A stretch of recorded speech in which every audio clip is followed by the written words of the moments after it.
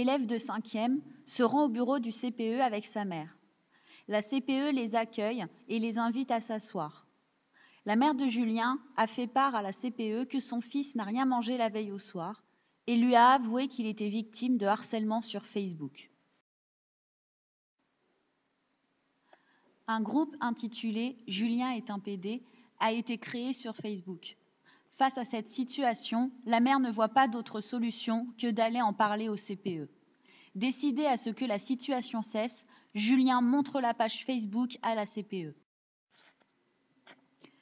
La CPE félicite Julien d'être venu se confier. Elle lui demande s'il a déjà été victime de brimades ou de moqueries de la part de ses camarades. Julien explique que depuis le début de l'année, des élèves de sa classe se moquent de lui car il a un cartable rose. C'est à cause de son cartable rose que les autres élèves le traitent de PD. Julien explique qu'il essaye de ne pas faire attention à ce que ses camarades disent, bien qu'il soit malgré tout affecté par cette situation. Il n'en a jamais parlé à personne, ni à sa mère, ni au CPE, espérant que les moqueries cessent d'elles-mêmes, ce qui n'a malheureusement pas été le cas. La CPE explique à Julien qu'il ne fallait pas rester dans cette situation, qu'il faut en parler et ne pas s'enfermer dans le silence. La CPE rappelle que ce n'est pas normal de subir des insultes de la sorte. Mais Julien a peur des représailles qu'il pourrait rencontrer après cet entretien. En effet, le CPE va avoir accès aux membres du groupe Facebook et va pouvoir s'entretenir avec ses élèves. Elle le rassure en lui disant qu'il ne risque rien et qu'il n'y aura pas de représailles par la suite. Enfin, la CPE insiste sur l'importance d'aller porter plainte au commissariat et assure à la mère que l'affaire va se régler également à l'interne.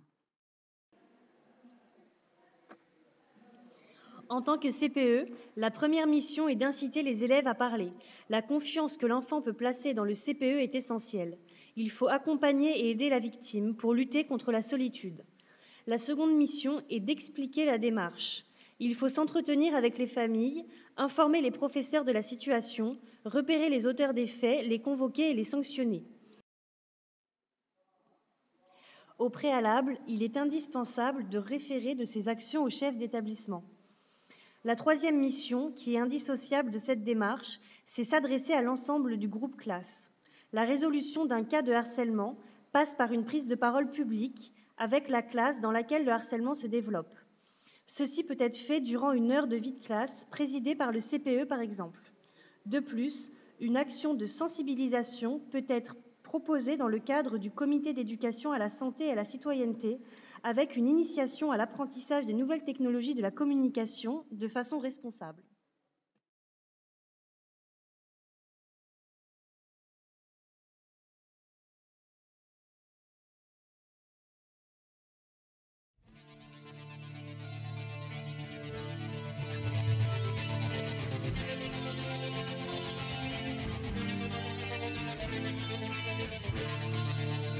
Lorsque les ombres s'allongent, je reprends le goût têtu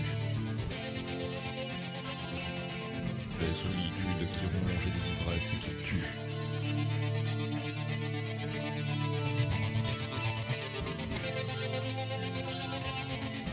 Des solitudes qui rongent et des ivresses qui tuent.